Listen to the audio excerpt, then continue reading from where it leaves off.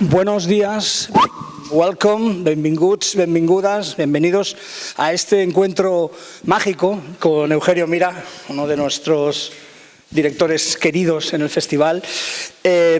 Como sabéis, esta franja horaria estaba reservada para un encuentro con Corey Feldman, que nos hacía muchísima ilusión, pero debido a imponderables y a cuestiones administrativas, Corey no ha podido venir. Hemos hecho de la necesidad una virtud y hemos fusionado todo para tener un encuentro hoy con Eugenio, en el que vamos a hablar un poco de Birthday, pero también de su trayectoria, de su carrera como cineasta. Intentaremos hacer un pequeño repaso y, sobre todo, lo que vamos a hacer es daros la palabra a los que y las que habéis venido, porque yo creo que lo merece, ya que estáis aquí. Creo que Eugenio, sé que Eugenio tiene unos pósters ahí, que ahora nos lo dirá él, sí. Unos pósters para agradeceros a los que habéis venido, una pieza de arte absolutamente exclusiva. Así es, Jordi. De hecho, es un póster alternativo que hemos generado para conmemorar el 20 aniversario de la película. Recordad que estamos, si no recuerdo mal, en 2004 fue un año excepcional para Sitges porque se celebró en diciembre en lugar de en octubre. Con lo cual estamos literalmente a como mes y medio, 2 meses de que sea un 20 aniversario real. Tengo la suerte de colaborar con Jorge Fornés, un artista de cómics de fama reconocida en el mundo, trabajando para DC, Marvel, autores independientes. Tuve la suerte de conocerle y de colaborar con él en otro proyecto. Y la verdad es que, ese póster está ahí estoy muy orgulloso porque es como la última cosa relacionada con la película y que cierra un capítulo de mi vida y de mi relación con el festival. Y como decía, hagamos una dinámica muy abierta en la que participéis vosotras y vosotros, pero yo sí que lanzo alguna primera pregunta a Eugenio para que empecemos a calentar, digamos, el ambiente, que es muy pronto. Y no va a ser sobre The Birthday ahora. Yo creo que a mí me gusta siempre preguntar a los directores y directoras que nos acompañan para, digamos, caldear un poco el tema. ¿En qué momento decidiste que querías ser cineasta? ¿Qué te inspiró? ¿Cuál es ese momento epifánico que dices, yo quiero hacer esto? Yo creo que, para empezar, hablo del marco, que es quitar importancia al individuo y hablar del contexto. Soy un niño nacido en España, en Alicante, en un momento en el que había un optimismo generalizado, finales de los 70, que da igual que vinieras de una familia, de un pensamiento o de otra, todo el mundo estaba a favor de la democracia y hubo una especie de apertura en lo que es la cultura popular. Llegó todo lo anglosajón, que sí, ya en el tardofranquismo sí que se fue liberando, pero costó. O sea, yo desde pequeño recuerdo tener 5 o 6 años y fruncir el ceño al oír que había gente que viajaba a Francia para ver una película de Bertolucci, que era El último tango en París. O sea, eso está en las conversaciones de mi infancia. Entonces, siempre digo, la gran suerte que he tenido yo y todos los de mi generación es que, a diferencia de otras generaciones, el cine americano principalmente, dominado por estudiantes de cine que tuvieron acceso a las arcas de los grandes estudios que todavía no se habían convertido en corporaciones, estamos hablando de la segunda mitad de los 70, tenía una característica muy interesante, que es que, más allá de la motivación industrial de hacer una película que conectase con un público infantil o juvenil, como es el caso de Tiburón o Star Wars, por hablar de las 2 barbas más célebres y las que han cambiado el cine a finales del siglo XX, era un cine dominado por directores o por visionarios, en el caso de George Lucas, que es más cineasta yo creo que director, y Spielberg claramente más director que cineasta, pero que eso abrió una nueva capa, o sea, una nueva puerta a otros talentos, algunos mayores que ellos, como Richard Donner, que había hecho de todo, pero Joe Dante, Robert Zemeckis, toda esta gente, de repente veía sus películas y decías, qué suerte tengo. Claro, yo me di cuenta de la suerte que habíamos tenido cuando ya empecé a tener 18, 19. Porque si me preguntas, yo con 14, 15, yo estaba ya, fui muy precoz, y estaba con David Lynch, y estaba con Cronenberg y los hermanos Coen, y realmente ese cine, Terry Gilliam, me llenaba muchísimo por ser tan completamente distinto a lo que consideraba que era el estándar. Pero claro, cuando llegan los 90 y ves que ese carácter independiente de finales de los 80 empieza a haber una generación, Robert Rodríguez, Kevin Smith, Tarantino, que el mundo corporativo les da una oportunidad. Eso coincide con tus años de estar yendo a Madrid a estudiar cine con amigos. Entonces, claro, estamos hablando de una bomba relojería que justifica la osadía en la que ha derivado a hacer una primera película como The Birthday. Es decir, que ¿por qué haces eso? Porque vengo de una época en la que ser distinto era casi una obligación moral. y desafiar las reglas de lo que te había constituido, primero como espectador y luego como director, y así termino con el origen, ¿no?, de la consciencia de cuando se da una cuenta que tiene algo. Yo creo que hemos tenido una escuela muy, muy interesante y que no teníamos que reaccionar de una forma contracultural al mainstream. Es que el mainstream ya estaba infestado por la visión de cineastas independientes que habían podido usar el cine como una vía de expresión individual, y concretamente más desde la dirección que desde la escritura, en mi opinión. Y por terminar este speech... Fantástico, es que están dando tantas claves. Y para cerrarlo, sí que es verdad, no puedo hablar por los demás, yo tengo un background muy plástico en mi relación con el cine. Vengo de una familia una familia muy humilde, que mi padre y mi madre se conocieron estudiando Bellas Artes y decidieron casarse y tenernos a mí y a mi hermana cuando estaban ya terminando los estudios. O sea que fue una cosa como muy... Desde pequeño me he estado rodeado de lienzos y de arcilla, mi padre es ceramista, y nos ha parecido siempre de una forma muy natural expresarnos visualmente. Aparte de eso, por parte materna nos viene la parte musical. Mi hermana es violinista, yo estudié piano desde muy pequeño, y todo eso pues derivó los cómics, dibujar con tus propias manos, crear tus propias historias, los diseños de los personajes. Creo que fue la forma que me llevó a relacionarme con el cine. O sea, yo de pequeño recuerdo ver el cine, nunca lo he visto como un hechizo que no sabía de dónde venía. No sé quién me lo dijo de pequeño, pero me explicó que cuando vi, no sé, por decirte el primer recuerdo de una peli que he visto en televisión en blanco y negro, King Kong, la película original, y quedarme fascinado con ver ese muñeco gigante al pie del Empire State Building y oír los latidos de King Kong apagándose progresivamente y la música y decir... O sea, entender lo que se estaba intentando transmitir.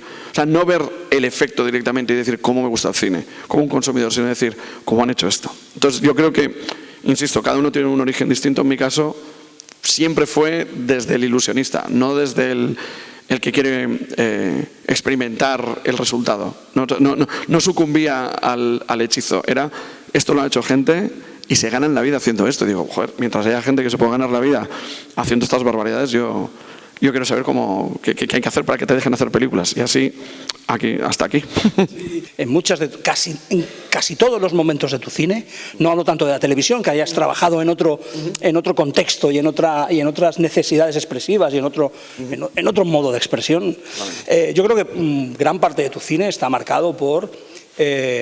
el resolver los problemas técnicos. Es decir, te has planteado las películas, me da la sensación como espectador, y creo que lo hemos hablado con colegas críticos o programadores de festivales, que te planteas el cine como, por supuesto, desde la emoción, desde el conseguir efectos, pero te lo planteas como una cuestión técnica. Sí. Y eres uno de los directores de tu generación más preocupados por la técnica. Y tus películas viven eso, ¿no? Es decir, tus películas transmiten eso, de manera que a veces es menos importante una coherencia absolutamente argumental. Es decir, es menos importante responder preguntas. Yo creo que The Bird Eye es un ejemplo, no sé cómo lo verás. Es menos importante responder las preguntas que planteas, sino plantear preguntas de manera estrictamente cinematográfica.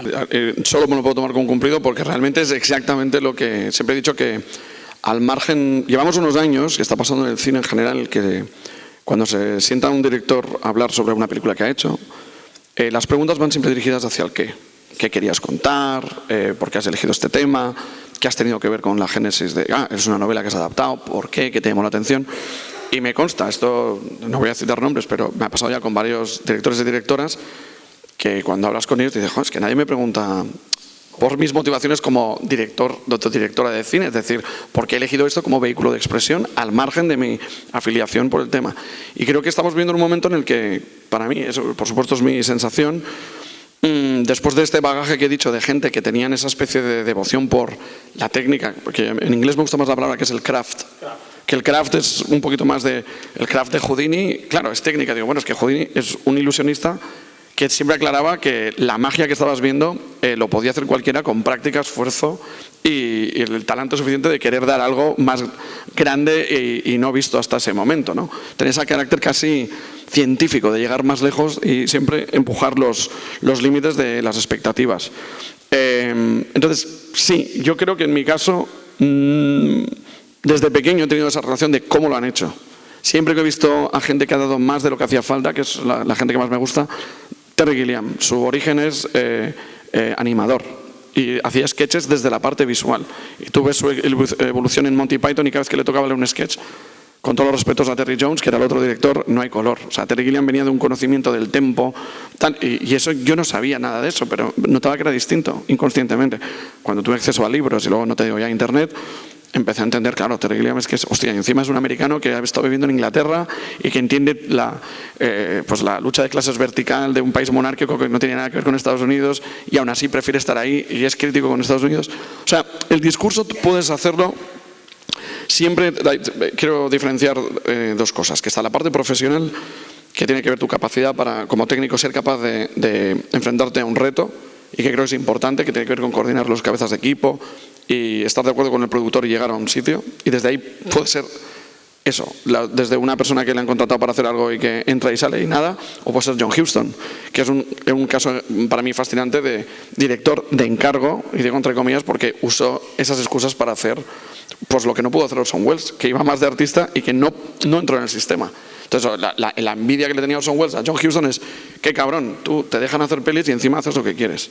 Es decir, que esa relación entre la expresión artística y lo supuestamente meramente técnico es que no es tal. Tú desde la parte del control técnico puedes expresarte artísticamente y desde la parte artística puedes necesitar rodearte de gente si tú no eres capaz de hacerlo.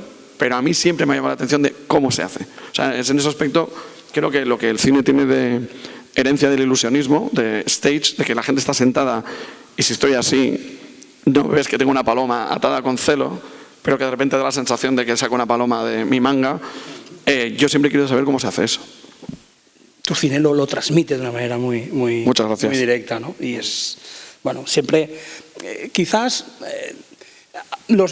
esto es una opinión personal y yo creo que puede estar bastante. Lo menos interesante muchas veces de preguntarle a un autor es cuáles son los temas de tu obra o qué temas te preocupan, ¿no? Y lo acabas de explicar, ¿no? Sí, pero mira, por ejemplo, una cosa que respecto a la necesidad de expresión al margen del medio, es decir, imagínate que yo soy, no sé, si yo tuviera una necesidad si mi meta fuera contar una historia, probablemente jamás habría elegido el cine. O sea, la única razón por la que me dedico al cine es por una... He escrito varias novelas ya. Claro, pero me refiero, claro, decía, si yo lo que quiero es transmitir una historia, ¿por qué me voy a meter a darme cabezazos con la financiación? Llegar a un equipo que te llueva un día y tal. Digo, no, pues porque mi vocación es dirigir. Que es que dices, es que claro, es que el cine puede ser muchas cosas, pero es como la música, ¿no? No toda la música tiene que ser una canción de 3 minutos con un estribillo que la ves venir a 2 kilómetros y con 3 acordes. Puedes hacer una obra maestra, puede ser una canción de Bob Dylan, pero también puede ser una canción de, no voy a decir la autora para no crear, venga, sí, lo voy a decir, Taylor Swift, que con todo el cariño es validísimo y mira, y llena estadios. Pero yo lo veo y digo, joder, tienes 15 canciones con los 3 mismos acordes. O sea, es decir, no, a lo mejor soy yo, pero espero de la música un reto y mira, esto es una cosa que no lo había verbalizado hasta hace poco porque tampoco lo sabía articular o no me había surgido. Creo que en cualquier esfuerzo, ya sea más artesanal o artístico artesanal, hay 2 formas de tratar al público. Una condescendiente, que es anticiparte a lo que esperan y simplemente aplacar conforme nace de ellos la curiosidad y el interés, o sea, conforme están haciendo así, darles en la cabeza, de forma que se queden ahí, o al contrario, estimular la curiosidad, que es la escuela de, efectivamente, en vez de contestar a preguntas, formular nuevas. Eso va a crear frustración, va a crear ansiedad en una parte del público. No es para mí decir si la mayor parte del público o menor, pero siempre que haya un público que espere que una película le haga, yo no voy a decir pensar en términos antropológicos, filosóficos, políticos y tal, simplemente decir, ¿por qué con la película empieza así y pero luego de repente cambia? Esa especie de fruncir el ceño es deliberado, es decir, a quien no le guste, que es culpa mía, pero hay gente que sé que me consta que esto le gusta la estimulación y que se abra una película, que la pueda volver a ver y sentir algo distinto. Entonces, vuelvo a decirlo, da igual, ponle lo que quieras, que no es un arte, vale, es una profesión, que es artesanal, vale, pero puedes hacer muchas cosas. La palabra es un poco fuerte, pero el crear conflicto o no crearlo, es decir, y el conflicto se puede crear a través de la forma o a través del contenido, pero desde luego cuando se genera el conflicto a través de la forma y de la técnica es cuando, wow, el cine avanza así, realmente, ¿no? Y los músicos, a un músico de jazz súper especializado le puede interesar tocar una pieza de Dixie en un momento dado y bailar, pero... Es una muy buena analogía. Mira, en eso, a riesgo de sonar pedante, otra que tengo que sí bastante clara es, yo siempre digo que yo descubrí el cine como forma de expresión desde la dirección, cuando me di cuenta, pero en principio como vehículo de ideas y soporte de ideas, gracias a las pelis. Y las pelis es la versión civil de lo que es el cine. Es decir, que el cine existe gracias a que ha habido una industria que ha permitido que hubiese dinero, que se contratase a gente que venía de otras disciplinas, pintores, músicos, tal.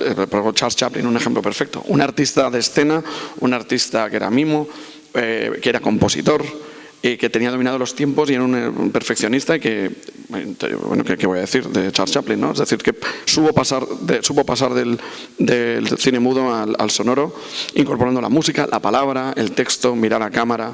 Yo, volviendo a lo que decíamos del conflicto, yo descubrí el cine con las pelis, pero conforme he ido creciendo, el cine ya lo empiezo a ver en otras disciplinas. Y en los últimos años, por ejemplo, el dominio del tiempo, la palabra, la idea, el espacio entre la reacción del público y el giro y el conflicto, la confrontación, que es la palabra clave, confrontar al espectador, hacerle sentir cosas, decir, hostia, esto es auténtico, esto no me lo había planteado. Lo veo mucho en el stand-up comedy americano. ¿Por qué? Porque desde el humor tú puedes decir cosas que todo el mundo dice. La gente cuando se ríe está identificando una verdad, pero que no sabía articular hasta ese momento.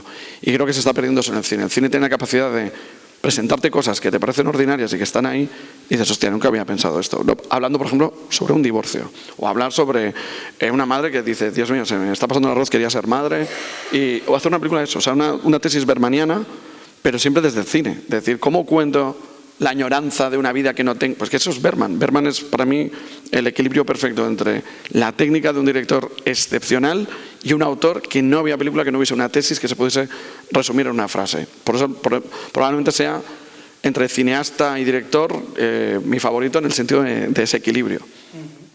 Damos ya la palabra y si tenéis alguna pregunta ahí. Hemos hecho contexto ahora. ¿Y un poco qué recuerdas de cuando la empezaste a escribir, a producir y a estrenar? Y ahora ¿cómo la ves con esta nueva, no sé si decirlo, nueva vida que le ha dado también el apoyo de Jordan Peele? Pues gracias por la pregunta. A ver, yo creo que como el cine está cambiando mucho últimamente y la relación del público con él, lo que se llama esa palabra satánica que es contenido, y que puede ya ser cualquier cosa, no necesariamente una película. Lo que decíamos antes, la música puede ser una canción o puede ser El pájaro de fuego de Stravinsky, y no porque sea orquesta quiere decir que sea una buena pieza y tal. Yo lo que recuerdo con Mikel Alvariño, coescritor y co-creador de The Verde, en, digamos, la partitura en papel, sí que nace... Mira, Mikel Alvariño entra en escena aquí, pues saludo. El proyecto nació con una necesidad de hacer algo que nos gustaría que alguien hubiese hecho, pero que no estaba ahí. O sea, nacía como espectadores desde un deseo completista. Es decir, rellenemos un hueco que no está cubierto. Que sí, nos gustan los hermanos Coen, nos gusta David Lynch, nos gusta Spielberg, nos gusta Matt Groening de Los Simpsons, nos gusta Daniel Close en cómic. Todas las 800.000 cosas que nos gustaban, Twilight Zone de Rod Serling, venga, todo, la soga de Hitchcock, After Hours de Scorsese, todo. En un hotel, Peter Sellers. Entonces, ¿qué siento al ver esto 20 años después? Yo la primera vez que he visto una película con un público, el nuevo máster que hemos hecho ha sido hace pocas semanas en Austin, en el Fantastic Fest. Y salí, puedo decir que es la primera vez que he visto la película en la que tuve algo que ver. Es la primera vez que tengo una sensación de cuando alguien tiene un accidente de tráfico y dicen que se le sale el alma y se ve a sí mismo en el suelo en un charco de sangre y que vuelve. Es la primera vez que he visto una película desde fuera, no voy a decir al 100%, pero al porcentaje más alto. ¿Y qué reacción tengo? Pues que Mikel y yo hemos conseguido.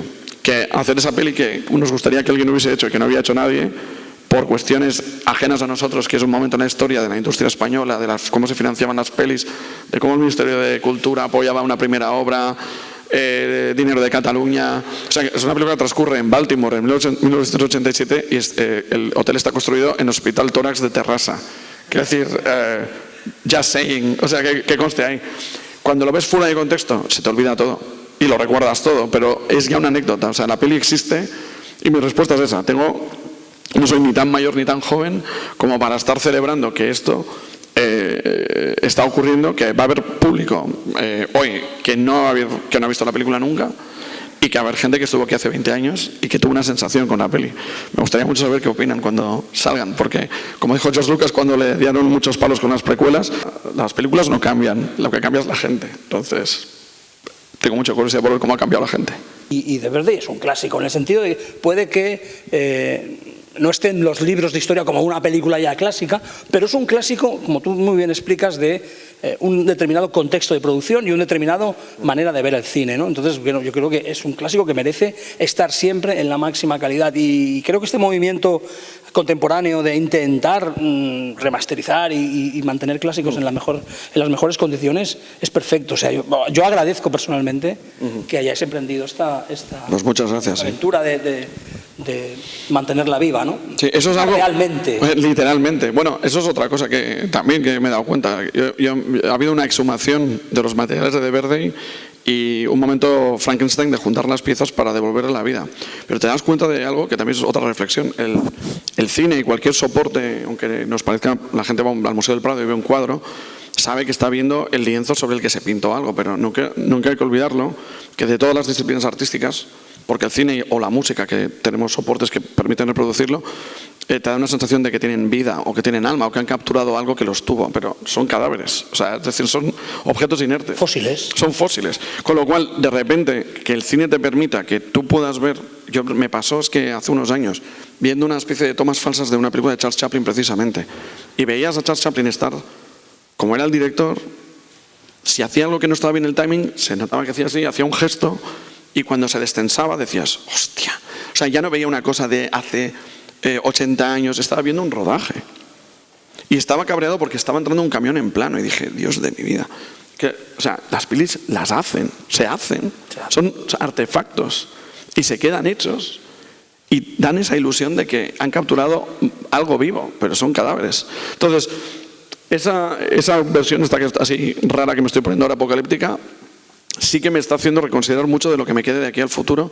Digo, cuidado cómo optimizas los recursos y tal, no por si no acaba pasando nada, es que puede pasar algo, es que puedes capturar algo que es bastante indistinguible de, insisto, yo hago el hincapié en la parte artesanal y el ilusionismo como craft, pero es lo más cercano que hay a la magia. Es decir, que pueden pasar cosas que ya tú no tienes nada que ver, y yo he sido beneficiario de, como espectador, ver la peli por primera vez como si no lo hubiese hecho yo, que, vamos, eso sí que ya no es magia, es witchcraft directamente. Hola, Eugenio. ¿Qué tal? Yo te quería preguntar cómo convenciste a Corey Feldman a venir a hacer tu primera película, un actor americano. ¿Cómo lo conseguiste? Pues muchas gracias por la pregunta. A ver, yo tenía 26 años, entonces cuando tienes 20 y tantos años se te pueden perdonar muchas cosas, pues a nivel de soberbia, de ser un inconsciente. Esto es una cosa que Miquel y yo habíamos hablado. ¿Quién podría ser el protagonista?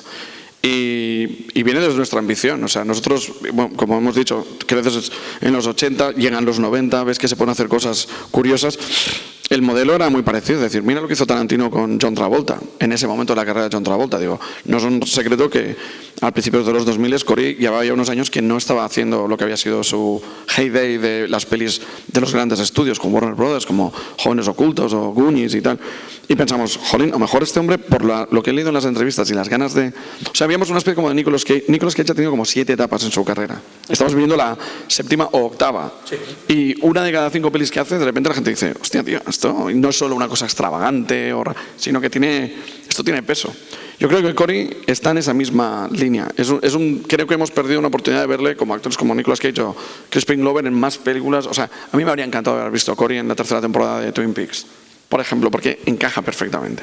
Entonces, Miquel y yo identificamos eso, dice, ¿y si le proponemos algo que va a contrapelo de lo que ha hecho hasta ahora, que es el listillo, que habla como adultos, pero que es un niño, con sus gafas de sol, como siempre smartas y tal? Y acertamos. A él le hacía mucha ilusión hacer algo diametralmente opuesto a la imagen que se tenía de él. De hecho, su propuesta de Norman Forrester, el personaje, fue mucho más de bajar a un sitio, de ponerle casi como una persona con un hándicap. La forma de hablar, que la gente decía, ¿por qué habla así? Y tal. Digo, no, es que él necesitaba alejarse lo máximo posible de lo que se había percibido de él. Entonces, ¿Cómo pasó? Bastó con escribir una carta, le enviaron mi primer corto, Faith, que por cierto el año que viene hará 25 años, que es como el cumpleaños de Ángel Sala como director y el mío de venir a Sitges, que como pasa el tiempo es acojonante. Sí, sí. Faith, por cierto, tenéis que verlo. Sí, mira, aprovecho para anunciar, aprovechando toda esta exhumación, encontré el negativo de Faith, que está en perfecto estado, y no hace falta que venga a Sitges a enseñarlo, pero a lo mejor lo traigo porque es el 25 aniversario. Luego estoy trabajando en el remaster y estoy muy contento también. Pero sí, me refiero que vio ese corto y suscitó interés. Tuvimos una conversación, recuerdo, en Barcelona por teléfono que nunca olvidaré, 45 minutos. Me pareció un tío majísimo, había entendido muy bien el guión y ya empezamos a ver si vendrá, no vendrá, y finalmente vino y la hicimos. Ostras, Eugenio, mira, el director de Faith está haciendo una película con Corey Feldman. O sea, era noticia en sí mismo, claro. Sí, de decir también por el contexto, para llevárnoslo a Cataluña concretamente, y el momento Fantastic Factory que es fundamental también para la historia de Sitges. Es un capítulo muy claro. O sea, el vínculo que había entre estas producciones capitaneadas por Brian Yuzna con Julio Fernández. Yo lo vi desde fuera. Ten en cuenta que cuando yo hice Faith, mis referentes eran Nacho Cerdá, Jaume Balagueró, porque eran gente, Fresnadillo, gente que había rodado a un nivel de ejecución que me parecía inédito y que se parecía a lo que yo tenía en la cabeza. O sea, siempre lo he dicho esto cuando hablo con Jaume y Nacho, digo, es que vuestros cortos fueron los que abrieron un camino de pensar esto se puede hacer aquí. Y es muy importante eso, porque siempre hablo de referentes de fuera, pero siempre he dicho que cuando yo vine a estudiar